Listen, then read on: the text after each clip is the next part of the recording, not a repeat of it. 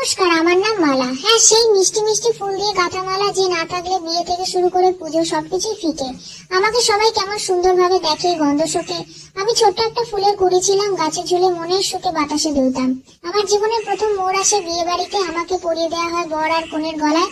দুজনেই আমাকে পড়ার সময় চোখ বুজে থাকে আর মনে মনে ভাবে আর একটু হালকা হলে বোধহয় ভালো হতো।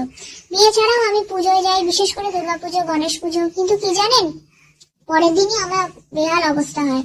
কেউ আমায় ধুলোয় ফেলে দেয়, কেউ নদীতে ভাসিয়ে দেয়। আমি তখন ভাবি তাই এই আমার কপালে ছিল। তবে একটা জায়গায় আমার খুব কদর, বাড়ির মিষ্টি ছোট ছোট মেয়েরা যখন আমায় চুলে জড়ায়। তবে আমার জীবনের সবচেয়ে মজার অংশ হচ্ছে বিয়ে বাড়ির শেষে যখন সবাই ক্লান্ত, তখন আমাকে নিয়ে ছোট ছোট বাচ্চারা টানাটানি করে খেলতে শুরু করে। তখন আমার ফুলগুলি ছড়িয়ে পড়ে মাটিতে আর আমি হাসতে হাসতে ভাবি এই তো, এটাই আমার জীবন। আমি জানি আমি জীবনের ক্ষণস্থায়ী, ততক্ষণ আছে নিজের সেরা গন্ধটা দিয়ে যাব।